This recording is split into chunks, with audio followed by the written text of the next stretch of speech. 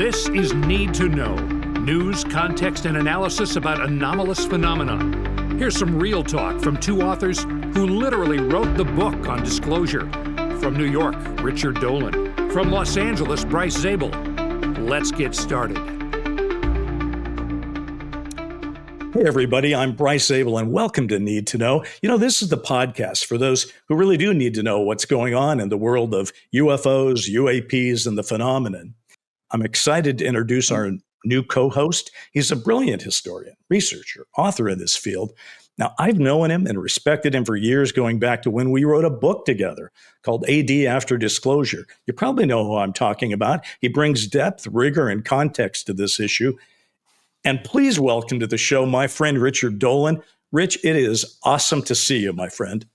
Hey, Bryce, I'm glad to be here. And if I can be following on with Ross Coulthard, I could do a lot worse. I'm very happy. You guys are a great team. But you and I have known each other for a long time, and we're a great team too. So I'm really glad to be doing this with you. I mentioned it, but just so everyone knows, it was like 15 years ago. I was in the process, by the way, I think I'm just going to hold it up. I had read this first book of yours. This is your first edition of your first major book, right? That's right. This is the one that you then rewrote, if I'm not mistaken. And yes. I called you about optioning it, I think. You did. You wanted to option it for some kind of television or movie treatment. And I was like, yeah, okay. And then the thing is, we got to talking about disclosure. We had a series of, it was kind of crazy. It was back in 2009, I think. You contacted me. I didn't know who you were. Right. And you were, all I knew is like you were some Hollywood guy. And then I learned that you did Dark Skies, which was a great show. So I was like, okay, so this guy's got a bit of a track record. So we talked, the optioning didn't go anywhere. I don't think that had any legs to it. But what did were our conversations. We just kept having them on the phone, which were all about the possibilities or challenges of UFO disclosure. And I don't know how many conversations on the phone we had, but it was a few, until I think we both kind of realized around the same time, like, this is actually the project we should be doing. This might be the book. 6 months, we banged that out. I was so proud of how we organized this project. It was the first time I used Google Docs for anything. I was like, let's try this out.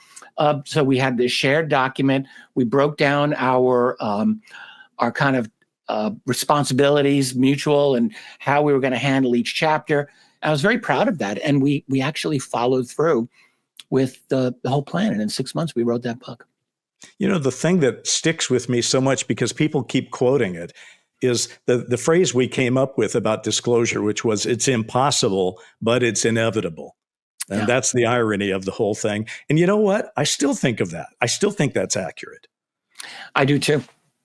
And honestly, when we sat down to do that, like I'm famously not a fan of people who make predictions. I don't like that whole, especially like the mysterious predictions that people get from sources you can't know about. But what we did was we tried to do forecasting. That's how I look at it. We were like a two-person think tank that just tried to cogitate on what the real challenges of disclosure were. How could this impossible thing actually happen? And then if it happened, how would it rock our world? That was really the whole thing of it. And we broke it down very well. Like, we looked at the politics, and then the deep politics of the cover-up, and the science and society, and a lot of other things that I had never really thought about, but that you did think about. And the combination was this kind of an all-encompassing treatment. And I will never forget when we finished the book, there were several things I'll never forget. One was we had done so much editing that it was really impossible for me to tell who wrote what sentence much of the time. But the main takeaway that I actually got was how radical a genuine UFO disclosure would be to our world. And that in itself gave me the answer as to why there is secrecy. The ramifications of how everything really conceivably could, or at least maybe would be, transformed, made me realize, Yes, this is a secret that we're going to have to pry out of the cold, dead fingers of the secret keeper, because there's no other way they're voluntarily going to do it. You know, the thing that I think is still true, and it's kind of ironic, what I think gave us the impetus to try to do this in the first place is, and I remember we even put this at the beginning of the book, that there had been like 5,000 books written about UFOs. And here we are proposing to write another one. But most of those all of those 5,000 had been in one way or another about trying to prove that UFOs are real. So the radical thing we did may not have been just talking about disclosure, but by saying we just accept that UFOs are real, that they're real. So the question is, what does that mean, and what's going to happen if we actually admit it to ourselves? And what's interesting is, at least on one level, the U.S. government has agreed with us that we can stipulate UFOs are real. They're not willing to stipulate who makes them per se, but they are willing to stipulate that they're real. And that seems to be very different from the world that we were inhabiting in our brains in 2010, don't you think? 2010, yes. Some people will remember there was, in fact, we got involved in this whole thing. Remember during the Obama years, there were what were those? Like, you'd have to get 5,000 upvotes to get the government. Oh, it was like a petition. A petition. So we the people petition. Yeah. Steve Bassett started that. So he wanted to have a petition for the U.S. government to acknowledge that UFOs are real. I can't remember his exact wording. But then we actually followed up on our own, which didn't really go anywhere. But hey, we gave it a shot. But the thing was, this is 2010, 2011. And if you remember the utterly dishonest answer the Obama White House gave, because they answered Steve's petition. And the answer was, well, there's no evidence that there's life out there, and there's no evidence that we're engaged in this at all. We're not interested in this, which was a lie, because the ATIP program was going on at that very moment. Like, there was UFO related activity going on at taxpayer money. But the attitude of the culture, the official culture, was like, absolutely no way, you do not discuss this. That was just 15 years ago. Knowing what you know now, by the way, do you think that at that time that Obama issued that statement from the White House that he knew differently? Yeah, I have no doubt in my mind. Zero. Pretty interesting. Sure. He's sort of publicly said it on a couple of talk shows since he left office. And there's a story circulating in Hollywood. I'm curious if you heard it. It's that Seth Rogen got told by Obama that if he wanted to understand what was going on, he should watch The Three Body Problem. Did you ever hear that? No. No, that's interesting. I don't know if it's true, but if it is true, I don't even know quite what it says, that they're coming at a date certain, but it's still a ways off, which would explain you must get inundated with this stuff. People talking about 2027 as if that's a calendar date that something really big is going to happen. Where do these things come from? Is it just like 2012 and that was going to be the end of the world as we know it, and then it wasn't? I think the 2027, did that come from John Ramirez, CIA guy? I mean, I keep hearing that he started that one, but then he says he didn't, but I think he did. And it's from some source. Like, no one can ever check these things. I don't want to get on his case over this, but it's like you hear predictions all the time. I have been hearing predictions at least for 30 years since I've been involved in this subject, more than that. So I get a little jaded, I have to admit. Doesn't mean that they'll all be untrue. I suppose one day someone's prediction might turn out to be true, but I don't really generally pay a lot of attention to those predictions. I got to be honest. No, you really can't. Although it's funny because you mentioned Steve Bassett, who's a mutual friend. But the joke I've always said about Steve Bassett is he keeps saying disclosure is going to happen next year. And one of these years, he's going to be right. He's going to nail it sometime. I had this conversation with him in 2002 when he said the George W. Bush was going to make it happen. I was like, dude, whatever you're smoking, let me have some of that. I want your optimism. It hasn't happened. Now, let me just ask you this, though, because people they're still fond of that book that we did. And I'm very, I'm honored that people feel that way. I mean, and I enjoyed writing it with you, and I enjoyed that it still has a life of its own. But, people ask me, well, what'd you get right? What'd you get wrong, kind of thing. And And while that could be a show in itself, and someday maybe we'll do just that, where we'll have to nominate our rights and wrongs. But the one thing that I think surprised me, and I'm betting it surprised you, was what happened in 2017. We had a lot of ideas about how this might go down, and we tried to delineate them, and we sort of like dipped our toe in the water of what 2017 looks like, but not a little really. bit. Just a little bit. Because 2017 was pretty radical. Yeah, there was what happened in 2017 was I don't know how much of this scenario we got into in the book. I know shortly after that, in 2011, 2012, I did a lot of lectures, and I continued to think through how like different versions of disclosure, which we didn't do. We did a little bit of, but I think like the whole insider maneuvering for disclosure, am I wrong that we covered? I thought we covered a little bit of that. That we did. That was like maybe possibility number 3. So the first possibility was like a big sighting. We picked Montreal. You picked Montreal. Right. That like no one could deny. And it was like, damn, here it is. And I thought, yeah, I like that too. And then another one was like, and it's just some accidental leak or some kind of uncontrolled leak that could not be contained. Back at that time, WikiLeaks was still very much a big part of the news. It's kind of really receded after what they did to Julian Assange. But the whole WikiLeaks possibility seemed like that could happen. But there were other possibilities I believe we looked at, and the 2017 scenario, I think that we covered it, but that turned out to be like that is the one that happened. I mean, it was pretty amazing to see that going down and sort of gather its own momentum, because I think we would have probably assumed, okay, if you're starting to have congressional hearings and the vice president of the United States, like Vance right now, is saying, I'm really into this UFO thing and I want to make progress on it. And you have people like Schumer and Rounds introducing amendments. I think we would have thought in 2010 that was the impossible part, that it wasn't going to happen for a while. So it's kind of shocking. But the one thing we did sort of say, if there was a mass sighting, that it might be the thing that started that avalanche that got things going. And let's recall, while the internet was certainly alive in 2010, and certainly there's social media, not like now.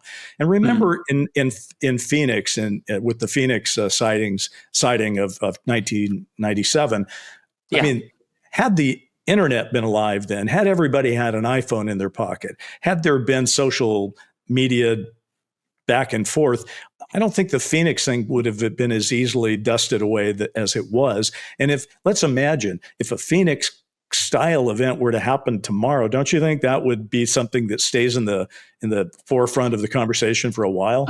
I would tend to think so. The thing about that Phoenix, it's possible that some younger listeners may not really be aware of this, but in March of 1997, so close to 30 years ago now, there was a massive, of course, UFO event over the city of Phoenix, but not just that. It actually seemed to have started from Nevada, where you had a large number of witnesses during the daytime, while it's still light out, see a huge triangular or wedge-shaped type of craft come down from Nevada down through Arizona. One of the witnesses, turns out, was the then governor of Arizona, Fife Symington, who wasn't just the governor of the state, but was an experienced pilot and knew his aircraft. And 10 years later, came out and confessed and said, yeah, I saw that thing. It kind of blew my mind. But if Phoenix had happened today, those daytime, you got to assume people would have had their phones out for that, and they would have taken some daytime footage, because the problem with the Phoenix lights is that the video we have is from night, and it's really hard to make out what that thing is. It looks bizarre, but you've got the official explanation, which who really believes that? Flares? I don't know. But if it were in the daytime with modern tech, yeah, I could definitely see what you're I'm going to just take this conversation off to another. First of all, you and I, let's stipulate, can talk disclosure forever. But what I want to point out to the people who are listening or watching is that we are going to be doing that. We're just not going to do it and say, okay, that's the disclosure show, on to the next. I think for you and me, Rich, this is something that we've always talked about. We're talking about it now. We're going to talk about it tomorrow, and we're going to talk about it in future episodes because it's so multifaceted. There's just so much to it. And one of the things I just wanted to explain to people and also compliment you on is one of the great things that you have been able to do. I watch your videos, by the way, and I'm like you just did one, I think, about disclosure where you said, what are they afraid of about the institutional pushback on it, which I thought was terrific. And what you do that I am happy to welcome into Need to Know here, because I'm the son of a history teacher, is that you are a historian and you know cases, and you have a much better memory than me. You can pull them up. I have to go study and prep, but you've got them on the top of your mind. And history allows a word that I think may define what we can do together, which is context. There's just not enough context out there. Yeah. We see things. People, my kids probably think the whole UFO thing started in 2017, right? Yeah. Or maybe it started in 2004 with Nimitz. And context says not so fast. That's right. Yes, I think if there's one nice thing that I can bring to this program, I hope that will be it. I want to add this one thing about the disclosure conversation, because I think that this is something we're going to want to come back to. First of all right, so we're not going to talk about our book every single episode of every show, but I do think it is worth stating. We're allowed this time. I think we are allowed this time. Well, yes, because I remain proud of that book just as you are. And you mean this book? That is the one. Okay, that was my shameless plug, folks. Now go ahead, Rich. Go ahead. Yeah. So, no one had ever done a book-length treatment of that subject before. So that's it. And B, no one's done one since that I'm aware of. I don't think so.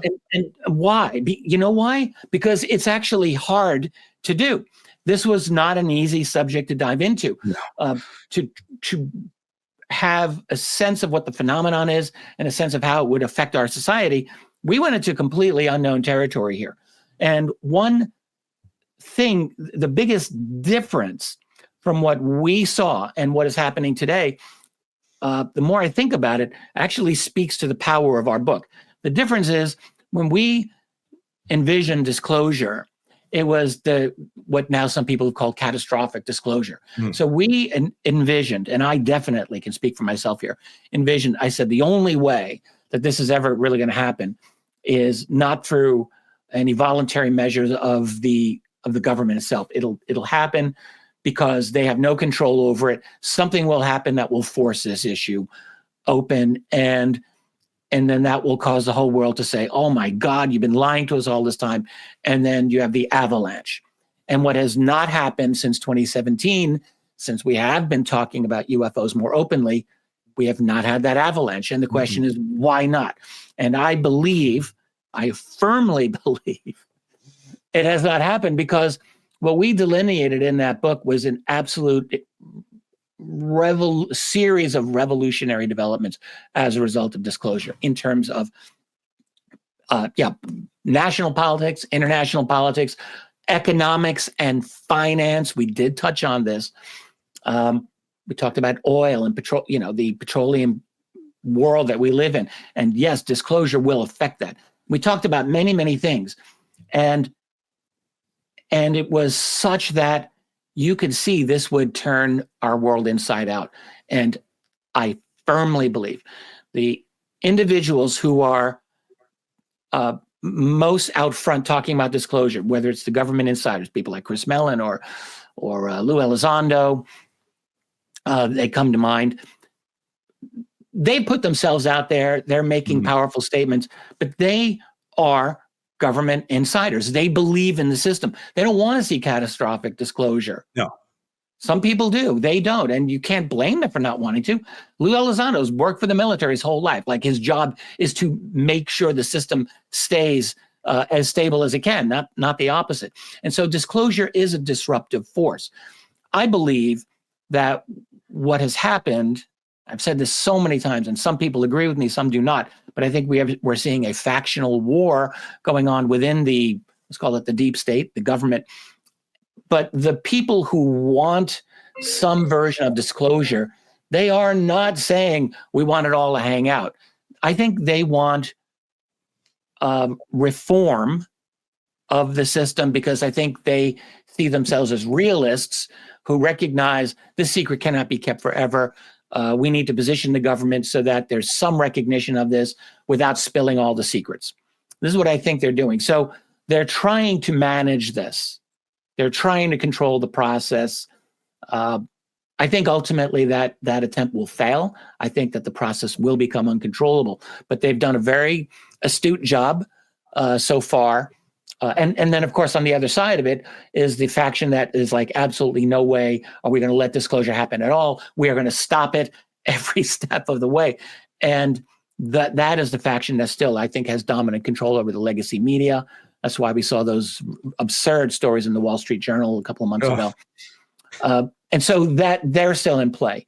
And between those two factions, we're seeing the official establishment, as it were, is still taking kind of baby steps with this, you know? Yeah, there's so much of good stuff you just said. Let me unpack a couple of things. First, let's just stipulate that as an experienced podcaster, I should know to not have my telephone on and take calls during a podcast. I don't know how that happened. Anyway, apologies.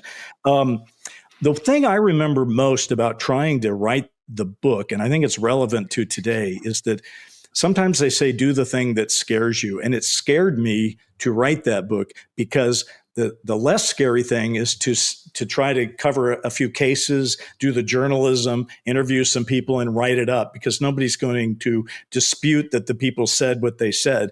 And what we ended up trying to do is just ask ourselves how this is really going down. And you mentioned catastrophic disclosure, and clearly that's a word people are using now. But I think my take these days is that even a measured disclosure is severely disruptive, catastrophic or not.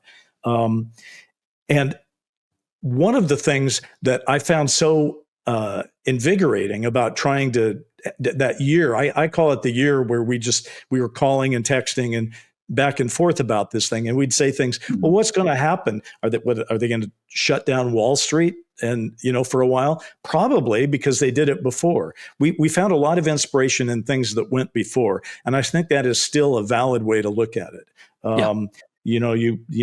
Banks were closed during the Depression. Maybe banks will close again. But one of the things that I do want to just mention is this catastrophic disclosure thing.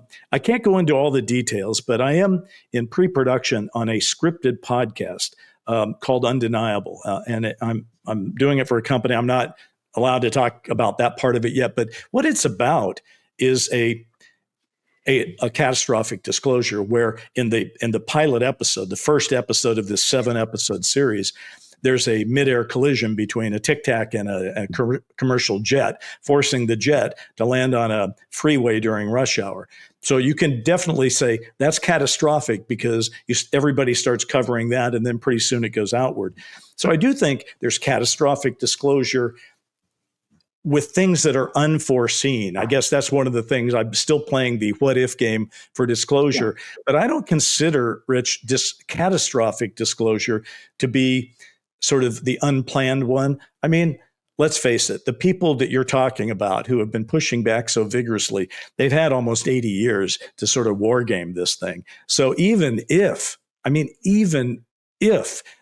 something happens that they wish hadn't happened, they still got to have a few backup plans. I mean, part of the reason, by the way, that we wrote that thing was at the time, I think in 2010, we're like, I'm not seeing evidence anybody has a backup plan, that they have a plan. And we thought, well, let's write a plan so that at least people can study this thing. But don't you think people have a plan now, no matter where they sit on this thing? Don't you think people have to have war gamed this in some skiffs and war rooms? In terms of policy, you might think so. Of course, since 2010, we've gone through Obama, then Trump, then Biden, now Trump. I mean, I don't know how much continuity there actually is among the administrations. But then, of course, who is actually making a disclosure plan? But I would say this: I think that they are implementing their plan. Part of the plan is total control over as much legacy media as possible. Hence the Wall Street Journal articles, which I think were not even designed for the ordinary public, but for members of Congress and the Senate to intimidate them in advance of the UAP Disclosure Act, which just got submitted for debate in the upcoming National Defense Authorization Act. So it's not in the NDAA, but it is actually going to be discussed when Congress comes back into session. So I think there are plans already in place being utilized to control the public narrative as much as possible. The big difference between when we first looked at this 15 years ago and now is that the U.S. empire, if we call it that, is hanging on by its fingernails now. It's gone through such radical geopolitical decline globally.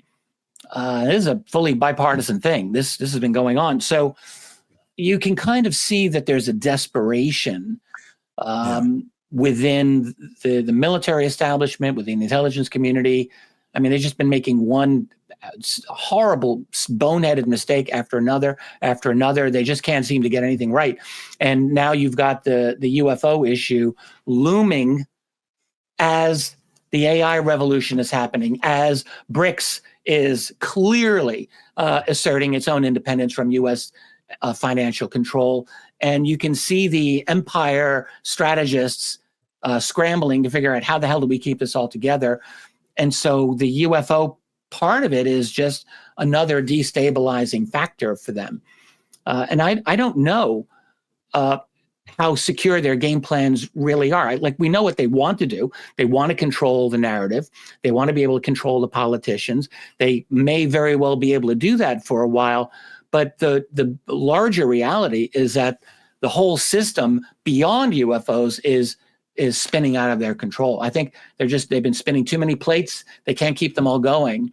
And this empire, the American empire, I'm saying, I think in a way that we could not see in 2010, I think we can now see that hegemony is ending. It ain't the world that it used to be. No. There's no question about that. Do you think that we are any closer to a confirmation? Let me put it this way. Can you be a little bit pregnant, right? Disclosure, I always say, some people think disclosure is big D disclosure. And president comes out and says, here's, 3 hard drives full of videos and that's never going to happen, right? So I don't think that disclosure. So we have to define even what disclosure might be. And I keep thinking what we need most of all in order to get off this kind of how we're stuck right now is for somebody to simply confirm a basic, simple truth. Some of these aren't ours, that they're from somebody else. Would that confirmation ever be allowed to stand, or would that lead to chaos as people tried to figure out what the rest of the story is? Yeah, I don't know if we really can get there. I mean, it's a weird thing. So since the New York Times wrote their 2 articles on UFOs in 2017, a lot of us got very excited. We were like, oh, yeah, wow, this is disclosure. Well, no, it was not disclosure. It was in chess, you can call it a gambit. It was a play. It was a play by certain insiders who had access to the New York Times. Basically, Chris Mellon working with Leslie Kean and Ralph Blumenthal. We now got a very good handle on the backstory here. He was able to make this happen as a play, not as a play in the sense of a theatrics, but as a move in a strategic game, and it had some success, But that's not the same as disclosure. No, think about it. We're 8 years into this, just about, and what have we really gotten? I mean, we're at the level that the U.S. was actually at back in the 1950s. We've graduated to going back to the 1950s. What do I mean? Back in the 1950s, the U.S. Air Force was on the hook for talking about UFOs. The public was like, "What are these flying saucers?" And the Air Force was forced into discussing this. And the Air Force back then, you go listen to the the video of General John Samford in 1952, talking about the overflight of UFOs over the Capitol. He said, well, yeah, some of these are unknown. We don't know what they are. He was actually saying that 75 years ago. Yeah. We don't know what they are. He said, however, we don't believe that they pose any threat to national security. And he certainly didn't admit or he thought that they were extraterrestrial or anything like that. And so that's a pretty advanced place. Now, fast forward to like the 1980s, 1990s, and the 2000s, and we regressed from that point. The U.S. government actually was like saying there are no UFOs. They went down that route for a long, long time. I remember doing a number of conferences. We mentioned Steve Bassett before. One thing Steve did was he organized these X conferences in Washington. And I went to all of them. I attended and participated in all of them. And I just remember the wretched coverage by like the Washington Post. I mean, beyond ridicule. And it was like, UFOs? What are these crazy people talking about? So we were at a much more of a dark age in the early 2000s, the age of the internet, than people had been in the 1950s. So then we come to 2017 and we are finally now getting admissions from the Navy and from the Defense Department that, some of these, we don't know what they are, which is right back where we were almost 80 years ago. So we may not be as far down the path as we like to think. I'm just suggesting that. Now, there are differences, big differences between now and the 1950s. We have a very large community of many new, sophisticated people. Many of them are excellent podcasters and researchers who are now in the game, and they are making their voices heard. So it's a different situation now, and I don't think that's going to go away. So the pressure by people like us and listeners who are watching this, that's probably not going to go away. And so we're still doing this dance. The establishment has still not really admitted. Think about what they have not admitted. They have not admitted that they know where these are from. They have not admitted that they have technology, although we're getting close to that. That is, to me, that's the red line. It's when the U.S. government admits that they have non-human technology. Now you're going to have to admit you've done a cover-up, which is where they don't want to go. No. It's funny, by the way, you mentioned the Bassett hearings that he set up in the Washington Post coverage. I remember clearly watching you there and all the others. And I remember reading the Washington Post coverage, which, if memory serves, started with the reporter who was sent to cover hearings that actually included people talking about nuclear weapons and UFOs and all the stuff, and started his coverage by talking about the chocolate chip cookies that were served at the place. And I thought, what reasonable media organization would think that is a legitimate thing to do? And it's clearly not. It's disgraceful. But there's CIA all the way. I know. Right? But, here's the thing. I'm listening to you talk about all that, and I think you've made a good point. When at the beginning of this, if you go back in history, you're talking about Sanford, 1952, talking about that. And the idea was the public thing that was being told to us by him at the time and Blue Book was, we don't think they represent a threat to national security, whatever they are. We don't think they represent a threat. But hasn't that changed now? It seems now that the people are saying we better look into this are the people who are using they're saying we better look into this in case it's a threat to national security. I mean, isn't that why? These are the people who are following in the footsteps. I'm going to use some history here again of the late, great Donald Kehoe, who was a former Marine, friend of Charles Lindbergh, one of the early UFO pioneers. And Kehoe would say this. He's like, look, national security demands that we take this seriously. And he was friends with admirals and generals, and they made this case to members of Congress back in the 1950s and 60s. And so now you've got like new people saying it because it's a good argument. It's a good argument from the point of view of someone who's in the establishment who wants to sound respectable. Like it works on that basis. You're an insider, you're talking to other insiders. You have to use a certain approach here to those people. You can't just say, we have a criminal mafia government that's been hiding the truth from the people, using its military as a police force to intimidate the rest of the world and its own people, to hide this secret and to monetize. Like, you can't do that. They're not going to say that. So they are going to take the respectability route and say, well, these things are violating our airspace, which, hell, that's true. I wrote about this in my 2 volumes of UFOs and the national security status. Tons of airspace violations of sensitive military space that should not have happened and yet did. And that's important. These people would use that argument. Lou Elizondo's made that argument many times. It's like, they're coming in. We have no control over that. Why isn't anyone getting worked up over this? Which is a perfectly reasonable thing to say, especially if you're talking to members of Congress and you want to shake them by the shoulders and say, look, wake up. What do we have to do to get you people to talk about this? This has national security implications, among many, many other things. It is a perfectly reasonable thing to say. Well, let's take a look at this thing. It could be a problem. And that doesn't make you, a pusher of the threat narrative or something. It just means you're asking questions, which is what we're supposed to do. And if you're trying to look at national security, you, of course, should ask that. I have another thought, though. You were talking about the Wall Street Journal. There were 2 articles. Yeah. And this feels like ancient history, even though it's only a couple months ago.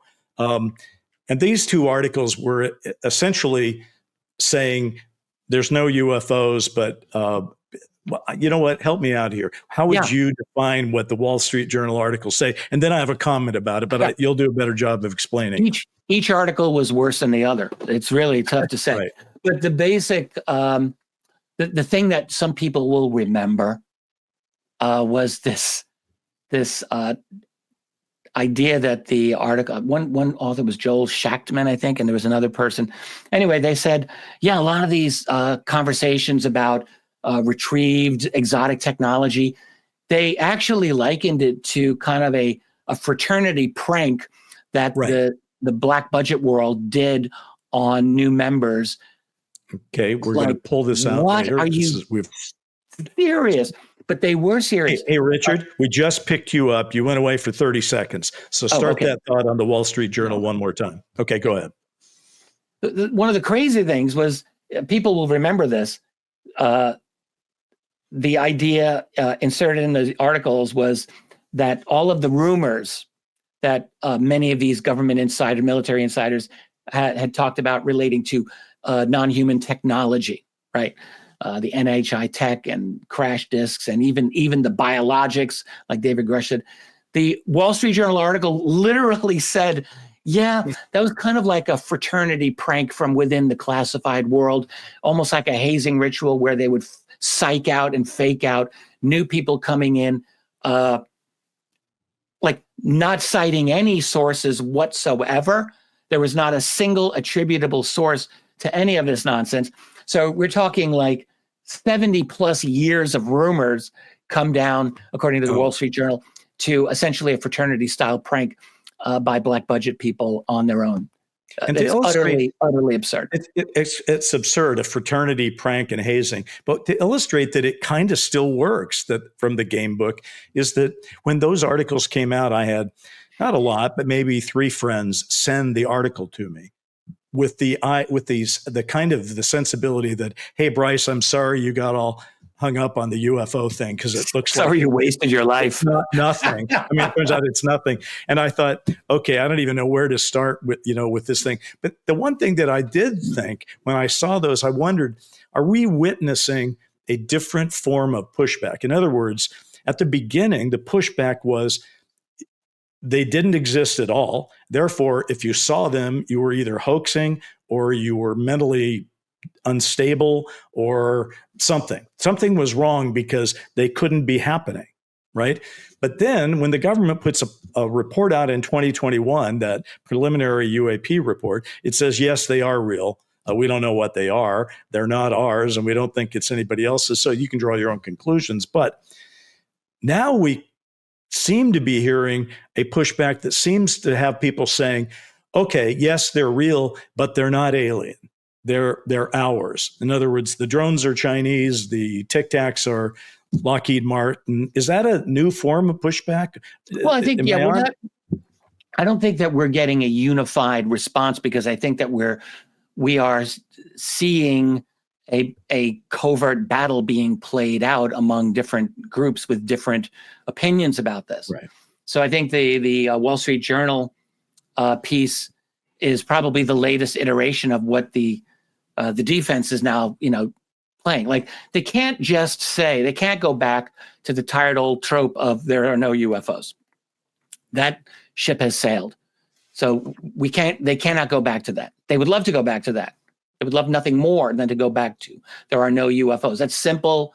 It worked great for them for many years, but they're not there anymore. So they got to come up with new things.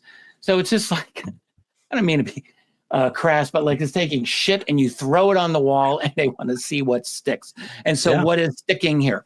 Well, what's sticking is this new idea or they're trying it out.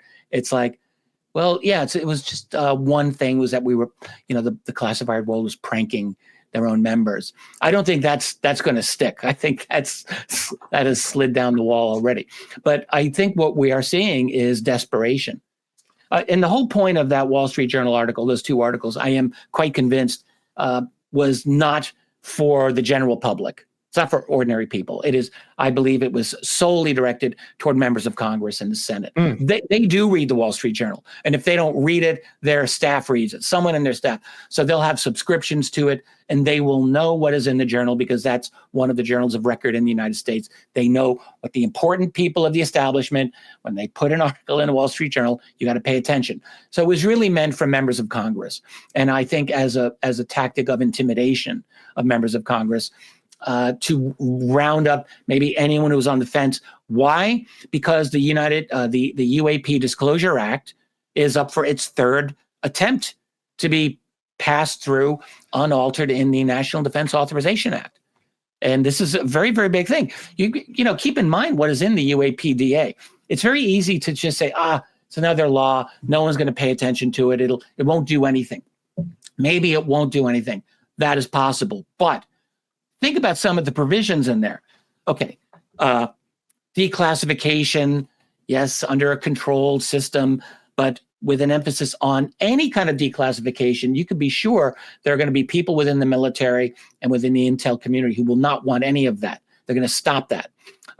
It's got the independent review board, independent, appointed by the president, but it is not supposed to be under direct Pentagon control. So that's also unwelcome to them. The fact that you've got this expropriation of any privately held, the eminent domain provision, where if Lockheed Martin has a Tic Tac, as Ross has been saying, if they're building Tic Tacs based on ET tech, Congress will have a right to perhaps expropriate that or gain access to it. And so there's a lot in that act that is unwelcome. Whether or not that act, even if it were passed in all of its entirety, would actually make a difference in terms of disclosure, we have no idea. But I can confidently say that act, as it is currently written, is extremely unwelcome to the hardliner anti-disclosure group that still is very powerful within the Pentagon and the intel. So I guarantee you they use their assets in the Wall Street Journal. Of course they would, to put out a couple of articles to sway any member of Congress who's kind of on the fence to vote against that. We don't want that in there. That's ridiculous. It's embarrassing. Don't make yourself look foolish by voting for it. As long as we're talking about things that are just insane, and we're kind of rounding the corner here toward being done, but recently, just in the last couple of days, I believe on Star Talk, Neil deGrasse Tyson had on John, is it Kozlowski, the Arrow director? Is that his last name? Yeah. Yeah. Okay.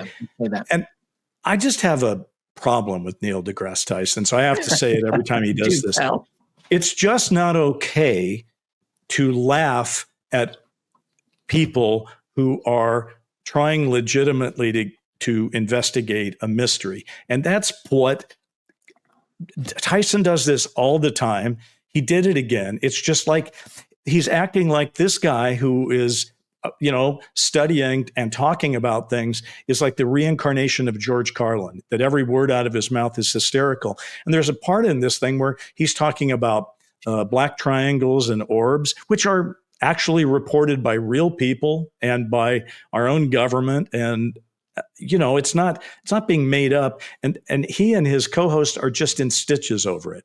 And he pulled out the same old tired trope that he always does, which is, well, with billions of iPhones out there should be better evidence.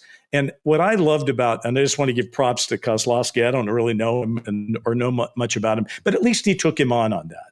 He talked about what an iPhone can actually do in terms of a picture, and he talked about how people freak out and the last thing on their minds is taking a picture and all that. And I don't know. So whenever I hear Tyson do this, I always have to say I'm disgusted by it, and he could do better. He should do better. I think it was Gary Nolan. If I'm wrong here, I'm sorry, Gary, but I think he said, Tyson, what science does Neil deGrasse Tyson even do? Yeah. He doesn't do any science. He doesn't. And the difference between him and George Carlin, well, there are many, but one is that Carlin told the truth. Yes. Tyson doesn't tell the truth. Tyson lies. Yeah. And when he speaks about this subject, you can tell his ignorance is overwhelming. He clearly doesn't, if he knows anything about the subject, he's certainly not revealing that he knows anything about it. He only reveals that he seems very ignorant and very foolish, frankly, when he discusses the subject at any length. I don't think he really knows the first thing that he's talking about. But look, a guy like in his position, he is ultra establishment. His job is to preserve the status quo. He's not interested in the truth. He's a PR guy. I don't even look at him as a scientist. He's just public relations. Anyway, so enough. He'll shoot his mouth off again, and I'll get upset again, and we'll probably revisit this again. It's all happened before; it will all happen again. Anyway, the problem that many people have is that we want our public institutions and we want our major public figures to be like trustworthy. We want that in our heart of hearts. We want the system to work. And the problem, of course, is that when you really start to understand what this system is, whether it's relating to UFOs, UAP, or relating to just life in general and politics and power, you start to realize, oh, yeah, this isn't what my sixth grade civics class taught me, is it? No, it's not at all. We're in a completely different type of a system that has nothing, literally, I would say nothing to do with justice or democracy or any of that type of thing. That doesn't apply.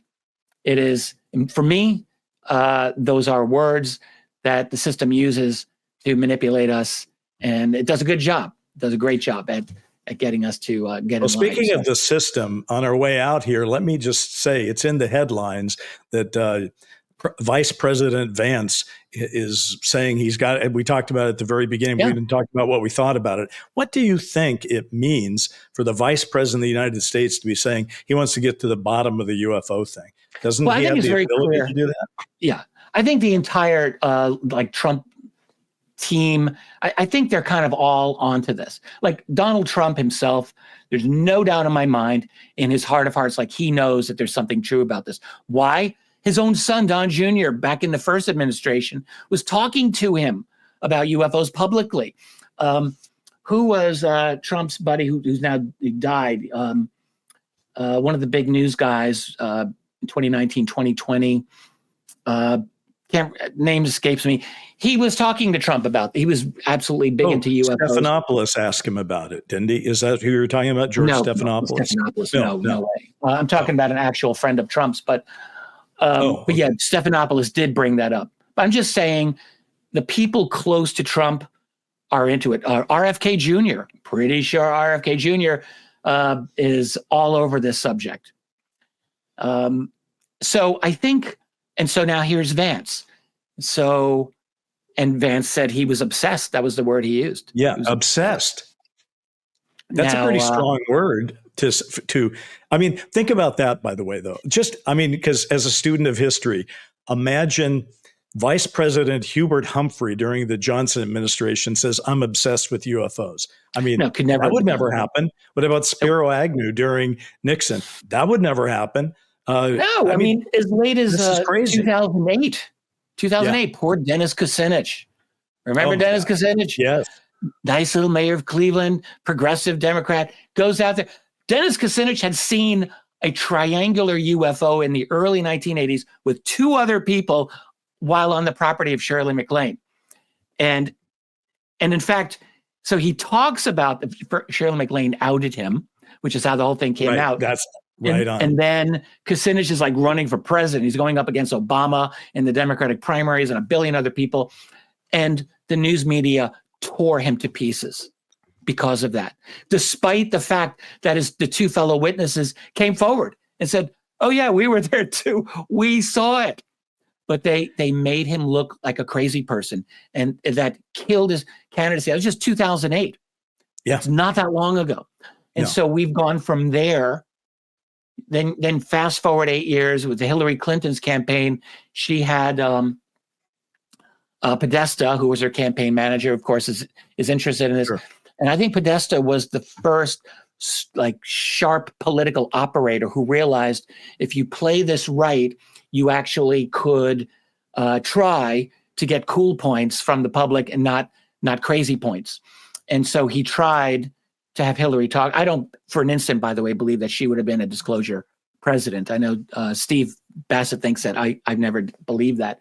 But she did use the UFO subject, I think, as a way to kind of score some brownie points with the public. I don't know how well it worked. I don't think it did. But you could see that there was a bit of a change happening by 2016 in our conversation on this subject. And that was a year before the New York Times did its piece on this. So I think there actually was a little bit of a cultural change happening around that time.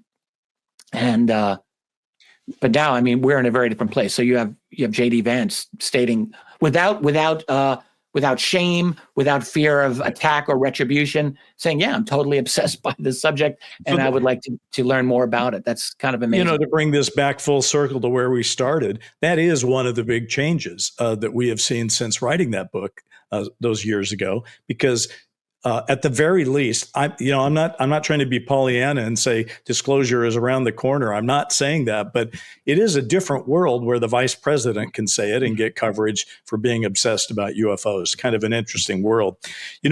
Let's end by talking about this new show. Let's talk about what we might hope to accomplish in this thing. One of the things you and I have discussed is the idea that, it's nice to run the hits, runs, and errors of what happened in the last month in UFO world and all that, the community and so forth. And we will. I think we will talk about those things when they're important and when we can shed some light on it. But I think the other thing we want to do is to do shows that are a little more thematic.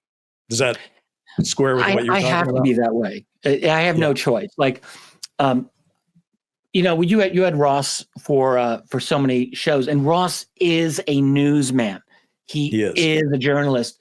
He is always looking for what's new, and that's his job, and he's good at it.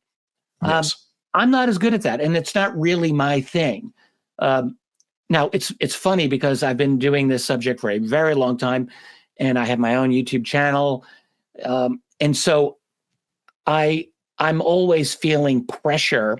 And that is the right word here, to be on top of all the news, to have a take on it, because I know, like, whenever something big happens, there will be people who will want me to provide my perspective on it. And the thing is, like, there's a part of me that doesn't like chasing headlines. Like, I'm not into that.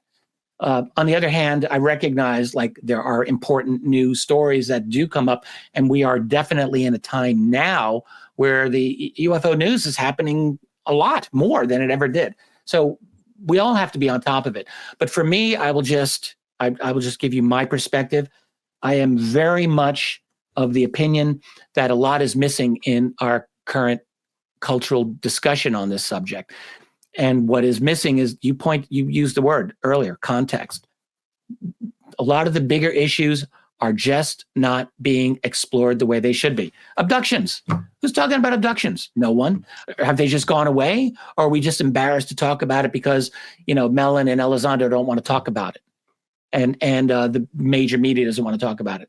I suspect, there's this little bit of a dance that people are trying to do. They want the subject to be respectable. And we all understand that. But the fact is, I did a video about a month ago. I said, what if it's all real? Just right on. I remember that. That was great. What if there are alien bases 10 miles from your house? What if there's one underground? It's got to be somewhere. I think that there probably are literal alien bases.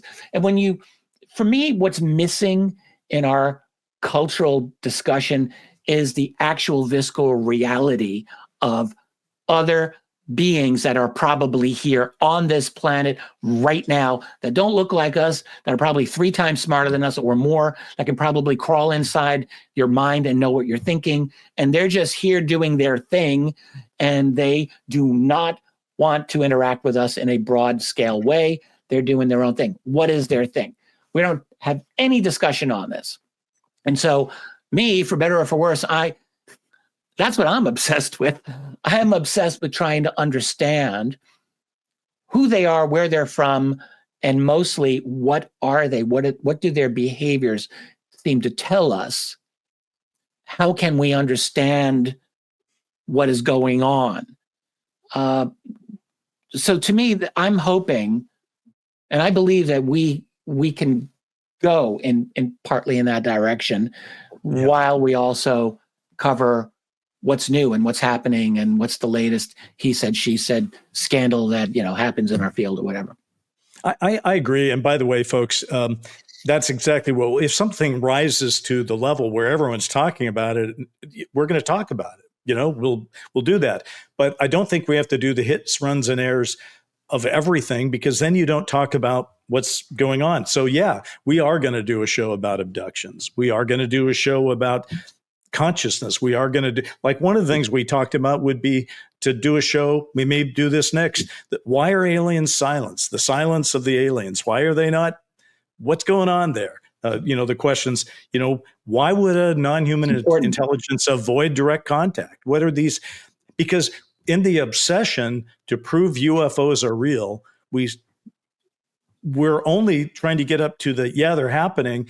But as you and I have discussed for ages, that's just the start of the process.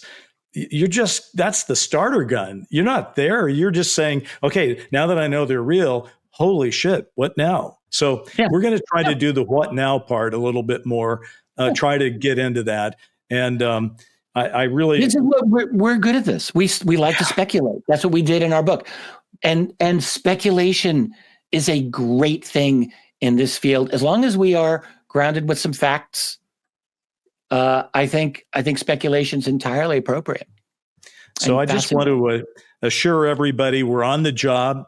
Need to Know has gone nowhere. We're still here. We'll be coming at you. And Rich, I just have to say, my friend, it's kind of a joy to have that give and take again. It feels real good, and we'll do it again next month. Oh yeah, no, I'm glad to be here. I'm glad to be part of this team. Again, only respect for Ross, but absolutely. I'm glad to be here working with you, and connecting with this audience. Yeah. So everybody, we'll see you. We'll see you next month. Thanks for tuning in, and we'll be coming at you regularly. Thanks, Rich. Yeah. Appreciate it. Bye-bye. Need to Know is produced by Bryce Zabel and Tyler Stevens and is brought to you by Stellar Productions. You can learn more at needtoknow.today. We appreciate you and hope you'll spread the word. See you next time, because these days you really do need to know.